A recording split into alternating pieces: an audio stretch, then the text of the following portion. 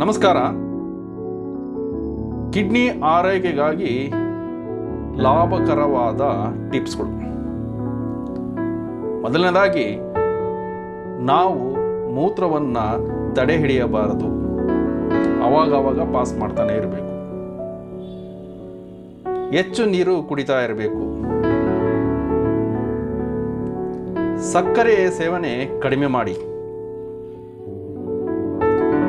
ಕೆಂಪು ಮಾಂಸದ ಸೇವನೆಯನ್ನು ಕಮ್ಮಿ ಮಾಡಿ.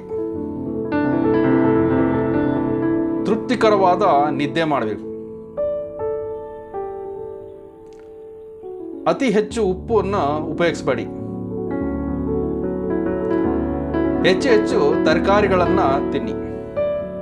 ಹಾಗೆಯೇ ಹೆಚ್ಚು ಹೆಚ್ಚು ಪೌಷ್ಟಿಕಾಂಶದ ಆಹಾರವನ್ನು ಸೇವಿಸಿ.